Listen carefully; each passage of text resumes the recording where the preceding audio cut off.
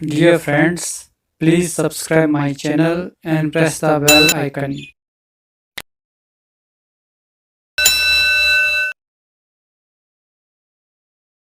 Hello friend, आज हम discuss करेंगे the European union.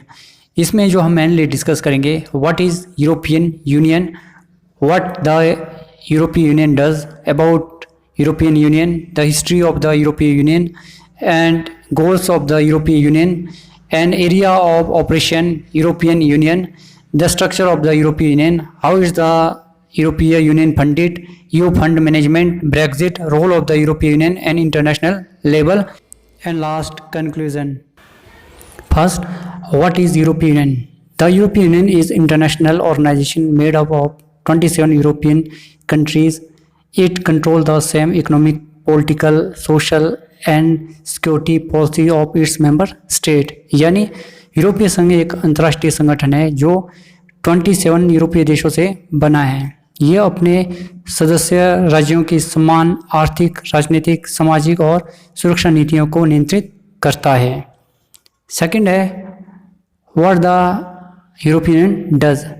The European union has developed an internal single market through at standardised system of laws that applies to all member state in cases where member have agree to act as one. यानी यूरोपीय संघ ने कानूनों के मानकीकृत प्रणाली के माध्यम से एक आंतरिक एकल बाजार विकसित किया है जो सभी सदस्य राज्यों में उन मामलों में लागू होता है जहां सदस्य एक के रूप में कार्य करने के लिए सहमत हुए हैं। About the European union, first है फॉर्मेशन। इसका जो निर्माण है कोई विशेष संधि के द्वारा नहीं हुआ है, बल्कि इसका अलग अलग फेजेस में गुजर कर अंत में इसका अस्तित्व हुआ है। ट्रीटी ऑफ रोम 1 जनवरी 1958, सिंगल यूरोपियन एक्ट 1 जुलाई 1987, ट्रीटी ऑफ मास्ट्रिक्ट 1 नवंबर 1993, ट्रीटी ऑफ लिवसन। ये कुछ संधियाँ हैं जिसके फेजेस के गुजरने के बाद लास्ट में यह अपने अंतिम आप ये कह सकते हैं कि स्वरूप में आया था। इसके जो फाउंडिंग मेंबर है Germany, France, Italy, Belgium, Netherlands और लग्जमबर्ग। मेंबर स्टेट, इसके वर्तमान में 27 मेंबर स्टेट हैं जिसमें Austria, Belgium, Bulgaria, Croatia, Cyprus, चेकिया, Denmark, Estonia, Finland, France, Germany, Greece, Hungary, Iceland, Italy, Lithuania, Luxembourg, Malta, Netherlands, Poland, Portugal, Romania, Slovakia, Slovenia, Spain और Sweden है। पहले ब्रिटेन इसका पार्ट था, किंतु 31 जनवरी 2020 को ये यूरोपियन यूनियन से अलग हुआ। यूरोपियन यूनियन का जो मोटो है यूनिटी इन डाइवर्सिटी, विविधता में एकता। इसका जो ऑफिशियल लैंग्वेजेस है कोई भी यूरोपीय भाषा नहीं है क्योंकि सभी भाषाओं को समान माना जाता है। इस प्रकार सभी जानकारी 24 भाषाओं में उपलब्ध है। अगर हम इसके the capital of European union इसके अगर ब्रुसेल्स में है जो बेल्जियम में है। अगर हम जीडीपी एस्टिमेट 2020 की हिसाब से अगर हम एस्टिमेट लगाते हैं तो जो टोटल है 20.366 ट्रिलियन और पर कैपिटा 45,541 US$ है। EU में जो निवास करने वाले लोगों की जो संख्या है 513 मिलियन मेंबर है। अगर हम इसके ऑर्गन्स की बात करते हैं जिसके द्वारा ये रन होता है तो उसमें यूरोपीय parliament, council of union, European commission, court of justice and court of auditors. और यूनाइटेड स्टेट इसका मेन ट्रेडिंग पार्टनर है यूरोपीय यूनियन का। अगर हम इसके अध्यक्षों की बात करते हैं, प्रेसिडेंट ऑफ द कमीशन इसके जो प्रेसिडेंट है उर्सुला वॉन डेर लेयन है और president of parliament David Sassoli है।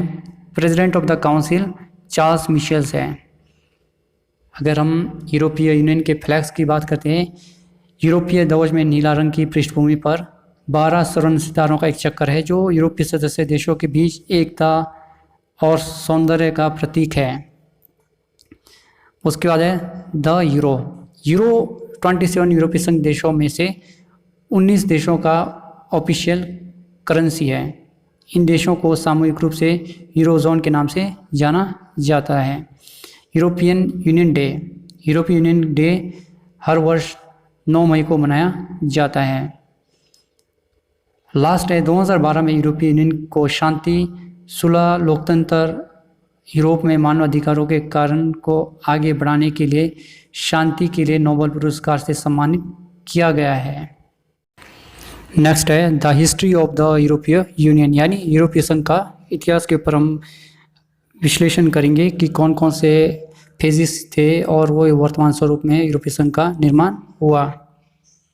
फर्स्ट है 1945 से लेकर 1959 तक का जो दौर था, एक शांतिपूर्ण यूरोप से की शुरुआत थी। यूरोपीय संघ की स्थापना पड़ोसियों के बीच लगातार और खूनी युद्धों को समाप्त करने के उद्देश्य से की गई थी, जिसका समापन द्वितीय विश्व युद्ध में हुआ था।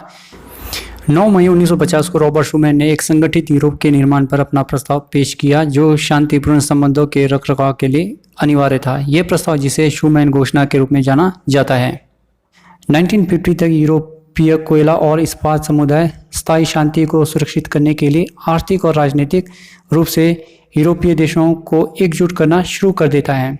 6 संस्थापक देश Belgium, France, Germany, Italy, Luxembourg और नीदरलैंड थे। 1950 के दशक में पूर्व और पश्चिम के बीच में शीत युद्ध का बोलबाला था। 1956 में हंगरी में कम्युनिस्ट शासन के खिलाफ विरोध प्रदर्शन किया गया।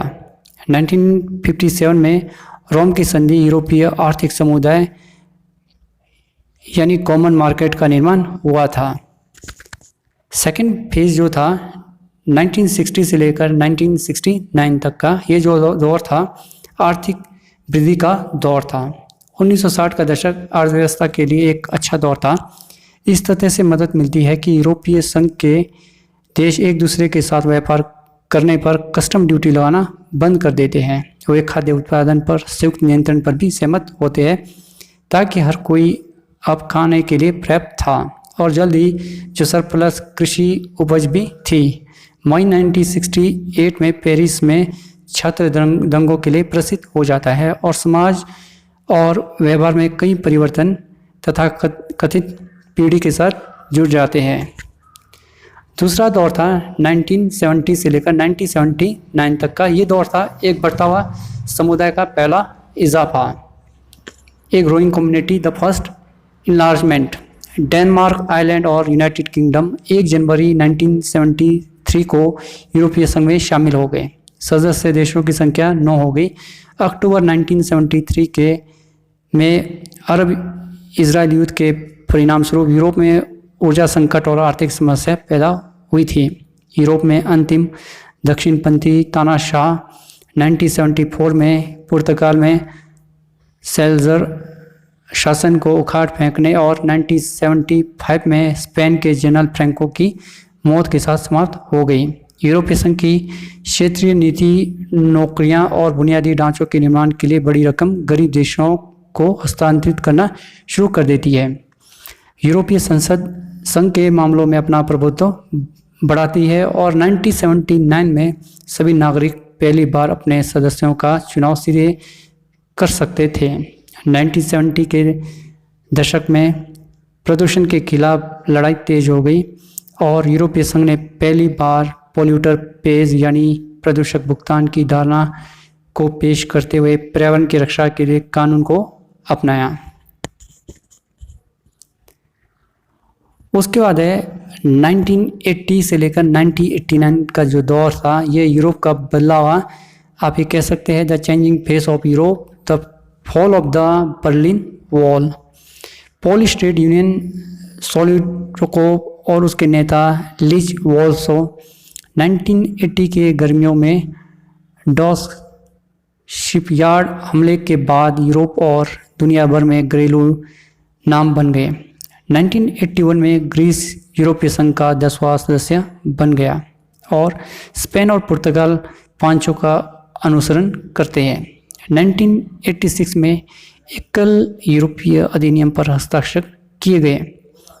ये एक संधि है जो यूरोपीय संघ की सीमाओं के पार व्यापार के मुक्त प्रभाव के साथ समस्याओं को सुलझाने के उद्देश्य से 6 साल एक विशाल कार्यक्रम का आधार प्रदान करती है।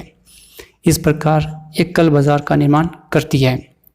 प्रमुख राजनीतिक उथल पुथल था जब 9 नवंबर 1989 को बर्लिन की दीवार को नीचे खींच लिया गया और 28 वर्षों में पहली बार पूर्वी और पश्चिमी जर्मनी के बीच में सीमा खुल गई, यानी जो जर्मनी वॉल है उसको ध्वस्त कर दिया और इसका इंटीग्रेशन हो गया। ये जर्मनी के पुनर्मिलन की ओर ले जाता है जब अक्टूबर 1980 में पूर्व और पश्चिमी जर्मनी दोनों एकजुट हो जाते हैं। 1990 से लेकर 1999 के फेजेस में क्या क्या हुआ। मध्य और पूर्वी यूरोप में साम्यवाद के पतन के साथ यूरोपीय करीबी पड़ोसी बन गए। 1993 में सिंगल मार्केट माल सेवा लोग और धन की आवाजाही के 4 स्वतंत्रता के साथ पूरा हुआ। 1990 के दशक में 2 संधियों का दशक था। 1993 में यूरोपीय संघ पर मास्ट्रिक्ट संधि और 1999 में एम्स्टर्डम की संधि हुई। लोग पर्यावरण की रक्षा करने के तरीके के बारे में चिंतित थे और ये भी सुरक्षा के मामले में यूरोप एक साथ कैसे कार्य कर सकते थे। रक्षा मामले में 1995 में यूरोपीय संघ को 3 और नए सदस्य मिले, ऑस्ट्रिया, फिनलैंड और स्वीडन। लग्जमबर्ग का एक छोटा सा गांव शेंगेन समझौते को अपना नाम देता है और धीरे धीरे लोगों को सीमाओं पर अपने पासपोर्ट की जांच के बिना यात्रा करने की अनुमति देता है। यूरोपीय संघ के समर्थन से लाखों युवा दूसरे देश में पढ़ते थे। संचार को आसान बनाया जाता है क्योंकि अधिक से अधिक लोग मोबाइल फ़ोन और इंटरनेट का प्रयोग करना शुरू करते हैं। 2002-2009 फर्दर एक्सपेंशन। यूरो अब कई यूरोपीय लोगों के लिए नई मुद्रा बन जाता है। दशक के दौरान अधिक से अधिक देश यूरो को अपनाते हैं। 11 सितंबर 2001 को न्यूयॉर्क और वाशिंगटन में टेररिस्ट के द्वारा प्लेन हाईजैक हो जाता है, जिसके बाद यूरोपीय संघ के देश अपराध से लड़ने के लिए एक साथ मिलकर काम करना शुरू करते हैं। पूर्व और पश्चिम के बीच में टेंशन बढ़ जाता है जब 2004 में 10 से कम नए देश यूरोपीय संघ में शामिल नहीं होते हैं। 2007 में बुल्गारिया और रोमानिया के बाद। सितंबर 2008 में एक वित्तीय संकट वैश्विक अर्थव्यवस्था को प्रभावित करता है। लिप्सन की संधि की पुष्टि की गई। 2009 में प्रवेश करने से पहले सभी यूरोपीय संघ के देशों द्वारा यह आधुनिक संस्थाओं और अधिक कुशल कार्यविधि के साथ यूरोपीय संघ प्रदान करती है।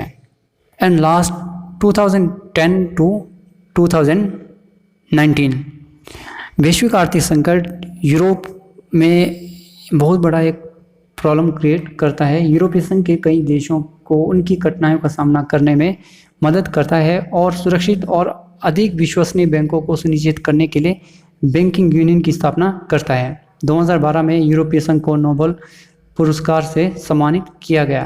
क्रोएशिया 2013 में यूरोपीय संघ का 28 सदस्य बन गया। जलवायु परिवर्तन अभी भी एजेंडा में अधिक था और नेता हानिकारक हार्मफुल इमिशंस यानी उत्सर्जन को कम करने के लिए सहमत हो जाते हैं। 2014 में यूरोपीय संघ का चुनाव होता है और यूरोपीय संसद में अधिक यूरोस्पेट्स चुने जाते हैं।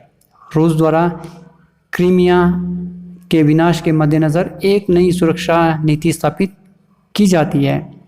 मध्य पूर्व और यूरोपीय वर्ग के विभिन्न देशों और क्षेत्रों में धार्मिक अतिवाद बढ़ता है, जिससे अशांति और युद्ध होते हैं, जिसके परिणाम स्वरूप कई लोग अपने घरों में भाग जाते हैं और यूरोप में शरण लेते हैं।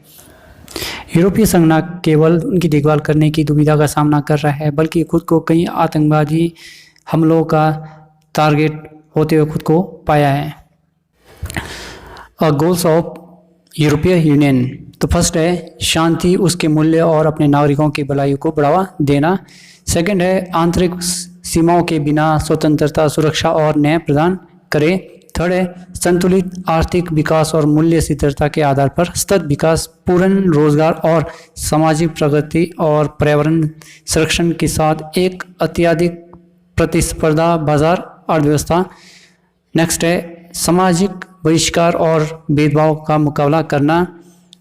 एंड नेक्स्ट है वैज्ञानिक और तकनीकी प्रगति को बढ़ावा देना। सेकंड लास्ट है इसकी समृद्धि, संस्कृति और भाषाई विविधता का सम्मान करना। और लास्ट है एक आर्थिक और मौद्रिक संघ की स्थापना करना जिसकी मुद्रा यूरो है।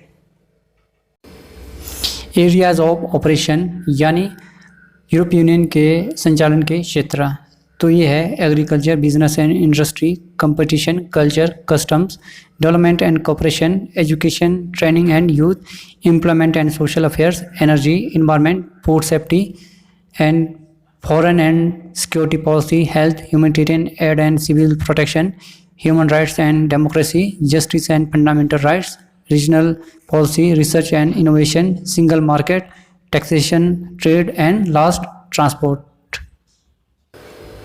यूरोपीय संघ की संरचना अपने लक्ष्य को प्राप्त करने के लिए यूरोपीय संघ कई संस्थानों के माध्यम से संचालित होता है। फर्स्ट है यूरोपियन पार्लियामेंट, सेकंड है council of the state, third है European commission, and four court of the justice of the European union, and five European central bank, and last European court of auditors. तो सबसे पहले हम करते हैं European parliament. First है members, वर्तमान में इसमें 705 सदस्य हैं जिन्हें सांसद कहा जाता है। सेकंड है प्रेसिडेंट, वर्तमान इसके जो प्रेसिडेंट है डेविड मारिया मसोली है। एस्टेब्लिशमेंट, इसकी जो स्थापना है कई चरणों में हुआ है। 1952 में यूरोपीय कोयला और इस्पात समुदाय की आम सभा के रूप में, और 1962 में यूरोपीय संसद के रूप में, और 1979 में पहली बार प्रत्यक्ष चुनाव हुआ था। और इसका जो स्थान है स्ट्रासबर्ग, फ्रांस, ब्रुसेल्स यानी बेल्जियम एंड लग्जमबर्ग। इसका जो ऑफिशियल वेबसाइट है यूरोपीय संसद।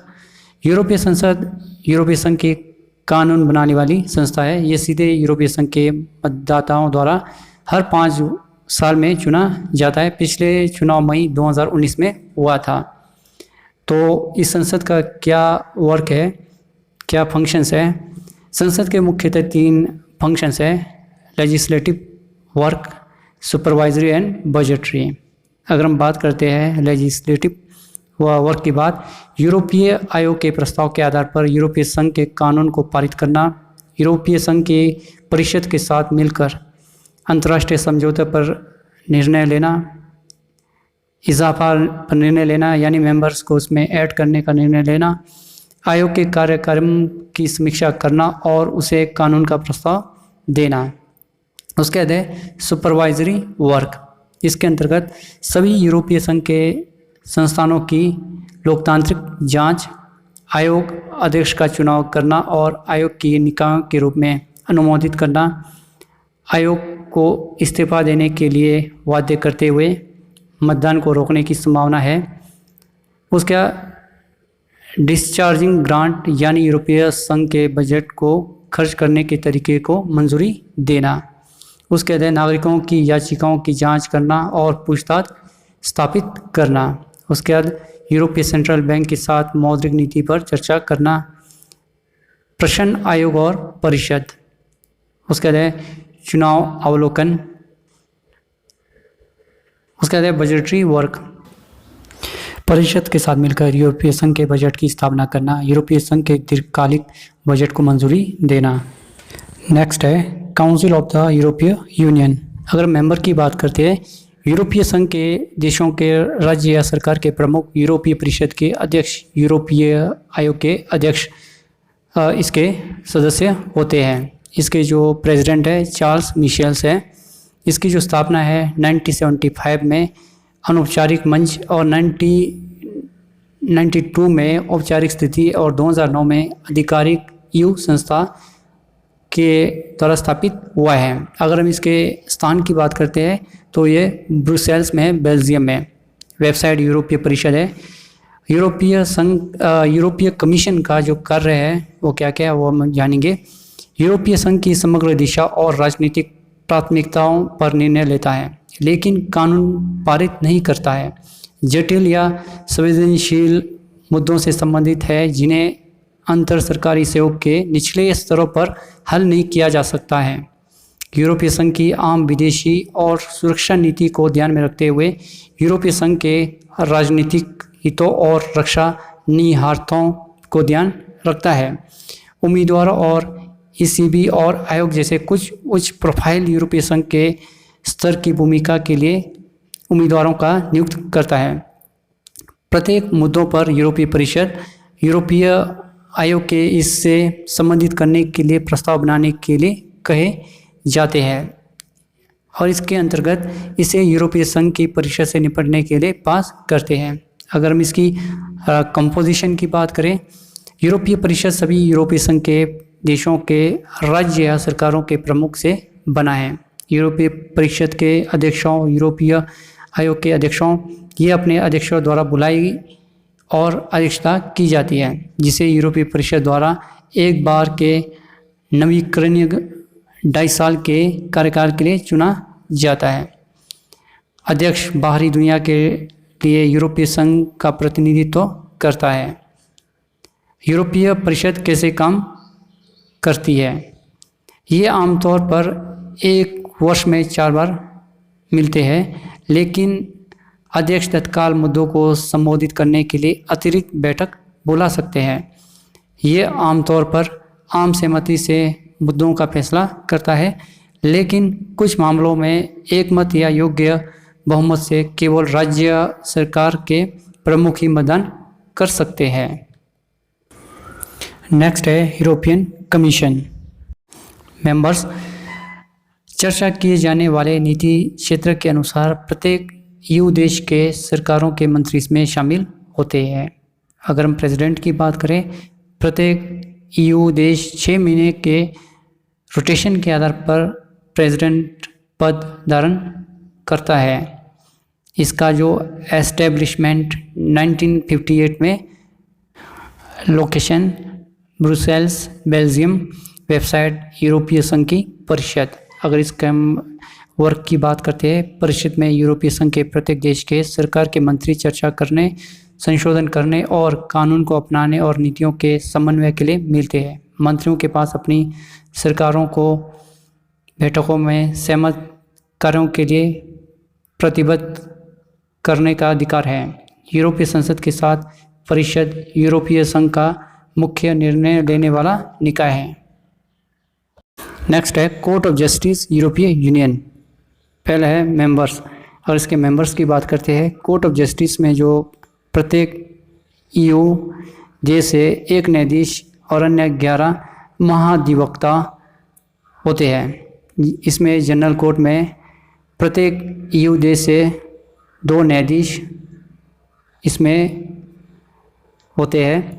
इसका जो एस्टेब्लिशमेंट है 1952 में किया गया है और इसका प्लेस लग्जमबर्ग में है। वेबसाइट यूरोपीय संघ के न्यायालय। अगर इसके हम रोल की बात करते हैं, यूरोपीय यूनियन के न्यायालय ने यूरोपीय संघ के कानून की व्याख्या या सुनिश्चित करने के लिए की है कि यह सभी यूरोपीय संघ के देशों में एक ही तरह से लागू होता है और यह राष्ट्रीय सरकारों और यूरोपीय संघ के संस्थानों के बीच कानूनी विवादों का निपटारा करता है। कुछ परिस्थितियों में व्यक्तियों, कंपनियों या संगठन द्वारा यूरोपीय संघ के संस्थानों के खिलाफ कार्रवाई करने के लिए इस्तेमाल किया जा सकता है, अगर उन्हें लगता है कि यह किसी तरह उनके अधिकारों का उल्लंघन है। तो ये रोल है कोर्ट ऑफ जस्टिस यूरोपीय यूनियन का। नेक्स्ट है यूरोपीय सेंट्रल बैंक। इसके जो प्रेसिडेंट है क्रिस्चियन लेगार्ड है। इसके जो मेंबर्स है सभी यूरोपीय संघ देशों के राष्ट्रीय केंद्रीय बैंकों के ईसीबी अध्यक्ष और उपाध्यक्ष और राज्यपाल होते हैं। इसका जो एस्टेब्लिशमेंट है 1998 को हुआ था और इसका जो प्लेस है फ्रैंकफर्ट जर्मनी में है। इसका जो वेबसाइट है यूरोपीय सेंट्रल बैंक है।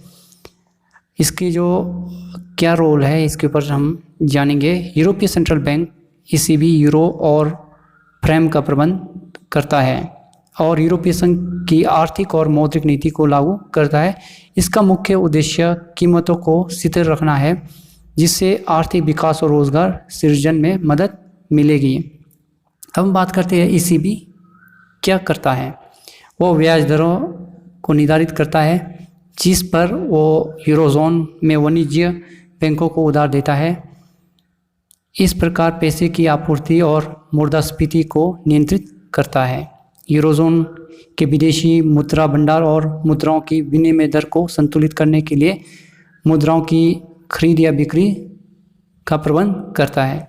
ये सुनिश्चित करता है कि वित्तीय बाजार और संस्थानों का राष्ट्रीय आधिकारिक द्वारा अच्छी तरह से पर्यवेक्षण किया जाता है और ये कि भुगतान प्रणाली अच्छी तरह से काम करती है। यूरोपीय बैंकिंग प्रणाली की सुरक्षा और सुदृढ़ता सुनिश्चित करना है। यूरोजोन देशों द्वारा यूरो बैंक नोटों के उत्पादन को अधिकृत करता है, मूल्य प्रवृत्तियों पर नज़र रखता है और मूल्य स्थिरता के लिए जोखिमों का आकलन करता है। नेक्स्ट है ईसीए। इसका जो प्रेसिडेंट है क्लाउस हेयन लेहने है।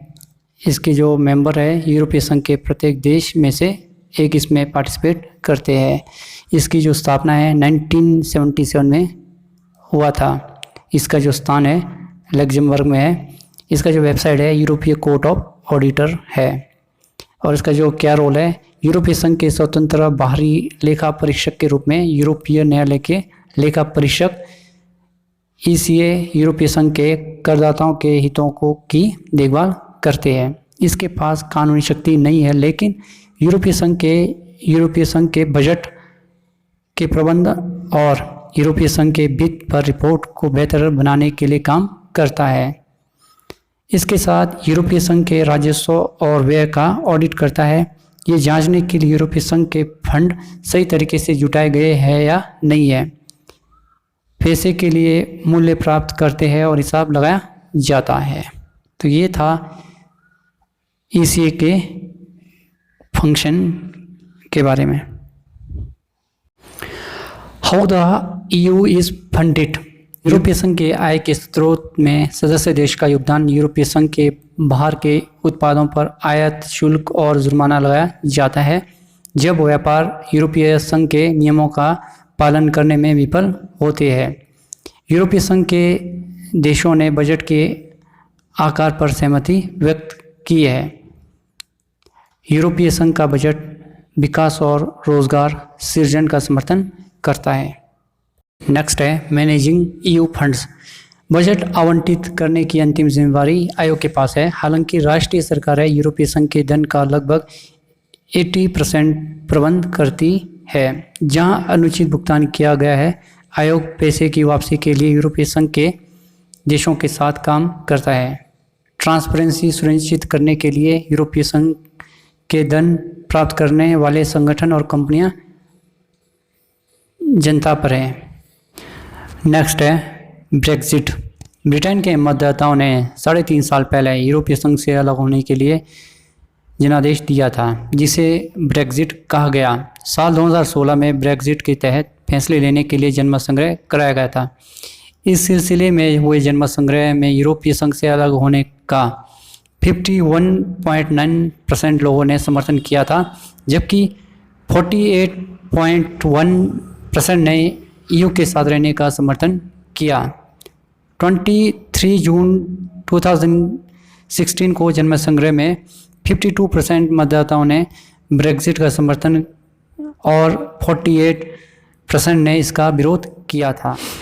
2016 में ब्रेक्जिट पर हुए जनमत संग्रह के बाद ब्रिटेन के यूरोपीय संघ से अलग होने की जो प्रक्रिया है शुरू हुई, मगर इसमें काफ़ी अड़चनें आई और तब से ब्रिटेन में 2 बार प्रधानमंत्री भी बदले। ईयू से अलग होने को लेकर आर्थिक चेतावनियां धीमे धीमे शुरू हुई, लेकिन फिर इन चेतावनी की बाढ़ सी आ गई। IMF OECD, IFS, business promotion से जुड़ी CBI जैसे बड़ी बड़ी वित्तीय संस्थानों ने चेताया कि आर्थिक स्थिति खराब होगी, बेरोजगारी बढ़ेगी और ब्रिटेन अलग थलग पड़ जाएगा। ब्रेक्जिट पर आए फैसले के फौरन बाद तत्कालीन ब्रिटेन के प्रधानमंत्री डेविड कैमरन ने प्रधानमंत्री का पद छोड़ दिया था। इसके बाद टेरेसा मे देश की प्रधानमंत्री बनी, जिसका मुख्य दायित्व ब्रेक्जिट को लागू करना था। मगर ब्रेक्जिट की शर्तों पर संसद का समर्थन हासिल ना हो पाने के बाद उन्हें इस्तीफा देना पड़ा और ये जिम्मेदारी फिर वर्तमान प्रधानमंत्री बोरिस जॉनसन के पास आई। 31 जनवरी 2020 को ब्रिटेन यूरोपीय संघ से अलग हो गया। नेक्स्ट है role of EU at international level, यानी अंतर्राष्ट्रीय स्तर पर यूरोपीय यूनियन की भूमिका। फर्स्ट है कंट्रीब्यूटर टू पीस, शांति के लिए यूरोपीय संघ के प्रमुख योगदान को मान्यता तब मिली जब नोबेल अकादमी ने यूरोपीय संघ की प्रशंसा करते हुए कहा कि कंट्रीब्यूटी के 6 दशकों से अधिक समय तक यूरोप में शांति और मेल मिलाप, लोकतंत्र और मानव अधिकारों की उन्नति में योगदान दिया। यूरोपीय संघ राष्ट्रों संयुक्त राष्ट्र प्रणाली के बाहर एकमात्र अंतर्राष्ट्रीय संगठन है जिसे नोबेल पुरस्कार से 2012 में सम्मानित किया गया है। नेक्स्ट है रिस्पॉन्सिबल नेबर, यूरोपीय संघ अपने दक्षिणी और पूर्वी पड़ोसियों के साथ पूरे क्षेत्र में शांति, स्थिरता और आर्थिक समृद्धि को बढ़ावा देने के लिए काम करता है। यूरोपीय पड़ोसी नीति के माध्यम से यानी नेबर पॉलिसी के माध्यम से यूरोपीय संघ यूरोप के पड़ोसी देशों में राजनीतिक और आर्थिक सुधारों का समर्थन करता है।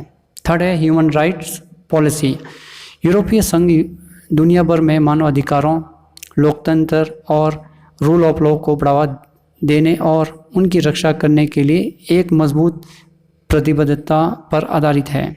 मानवाधिकार अन्य देशों और क्षेत्रों के साथ यूरोपीय संघ के संबंधों के केंद्र में है। महिलाओं, बच्चों, अल्पसंख्यकों और विस्थापितों के अधिकारों को बढ़ावा देना, मौत की सज़ा, यातना, मानवाधिकार, तस्करी और भेदभाव का विरोध करना, नागरिक, राजनीतिक, आर्थिक, सामाजिक और सांस्कृतिक अधिकारों को बचाना है। साझेदारी देशों, अंतर्राष्ट्रीय और क्षेत्रीय संगठन और समाज के सभी स्तरों पर समूह और संघों के साथ सक्रिय भागीदारी के माध्यम से मानव अधिकारों को बचाना है। साथ ही साथ गैर यूरोपीय संघ के देशों के साथ व्यापार या सहयोग पर भी समझौते में मानवाधिकारों का समावेश करना है। फोर्थ है पार्टनर टू द UN, यूरोपीय यूनियन प्रतिमंडल को संयुक्त राष्ट्र में पर्यवेक्षक का दर्जा प्राप्त है। ये यूरोपीय संघ को आम पदों को पेश करने, हस्तक्षेप करने, प्रस्ताव पेश करने और हर सितंबर को संयुक्त राष्ट्र की सामान्य बहस में भाग लेने की अनुमति देता है। यूरोपीय संघ संयुक्त राष्ट्र सचिवालय और इसकी एजेंसियों, फंडों और कार्यक्रम के साथ वैश्विक मुद्दों की एक श्रृंखला पर भी काम करता है, जिनमें शामिल है sustainable development, human right, climate change, शांति निर्माण और संघर्ष की रोकथाम, मानवीय सहायता। यूरोपीय संघ और उसके सदस्य देशों के साथ संयुक्त राष्ट्र अपने नियमित बजट के 24% और अपने शांति बजट के 24% के साथ प्रदान करता है। नेक्स्ट है crisis response and humanitarian add, यूरोपीय संघ के नागरिक सुरक्षा तंत्र के माध्यम से यूरोपीय संघ कई अन्य यूरोपीय देशों के साथ मिलकर यूरोप और दुनिया भर में संकट के लिए प्रतिक्रियाओं के समन्वय में एक महत्वपूर्ण भूमिका निभाता है। मौजूदा और संभावित संकटों की निगरानी 2400 घंटे की जाती है और इसमें भाग लेने वाले देश जोखिम मूल्यांकन, आपदा रोकथाम की तैयारी और योजना पर भी सहयोग करते हैं।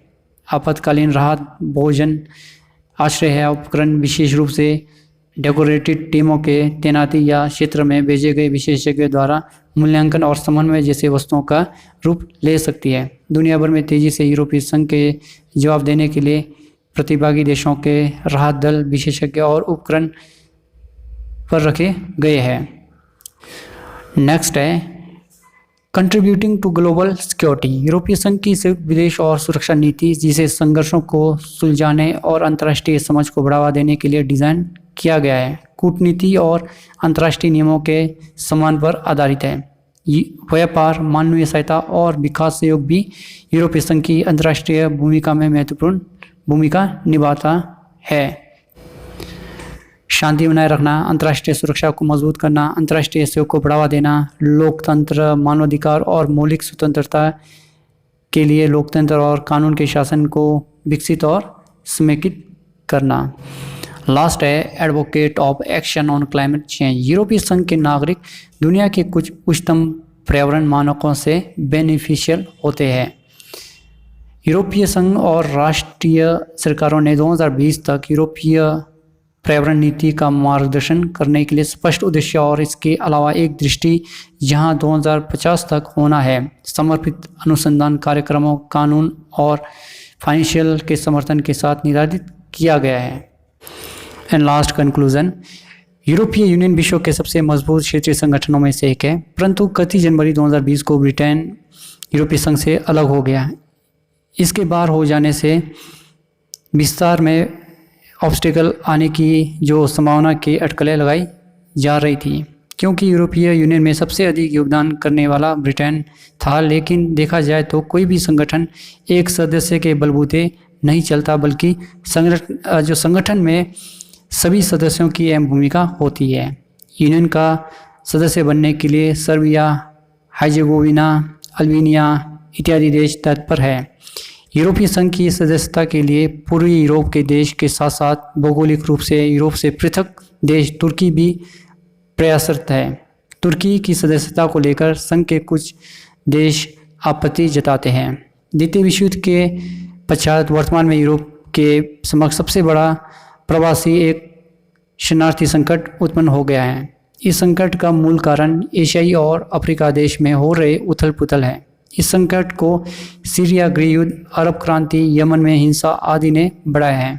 यह संकट की दुनिया समक्ष 2015 में सामने आया, जब बड़ी संख्या में शरणार्थी भूमध्य सागर पार करके दक्षिणी पूर्वी यूरोप के मार्ग से यूरोप में शरण लेने के लिए पहुंचने लगी। यूरोपीय संघ ने ऑपरेशन सोफिया की शुरुआत की थी और एक छोटा सिस्टम तय करने का प्रस्ताव रखा था ताकि संघ के सीमावर्ती राज्यों से दबाव को कम किया जा सके। यूरोपीय संघ निश्चित रूप से अंतर्राष्ट्रीय संबंधों का एक अभिनेता है जो दुनिया के कई हिस्सों में हस्तक्षेप करता है। हालांकि कुछ कमजोरियां हैं और इन कमजोरी के कारण अपने आंतरिक संचालन से संबंधित अपने सहयोगियों के लिए स्पष्टता का अभाव है। यूरो क्षेत्र संकट के कारण इसकी छवि बिगड़ा है और अंतर्राष्ट्रीय जो मुद्दे की संख्या में प्रवाह और नेतृत्व की कमी देखी गई है। डियर फ्रेंड्स, इसी के साथ आज का जो लेक्चर है यहीं समाप्त होता है। आई होप कि आप लोगों को डिटेल में समझ आया होगा। Thank you, take care.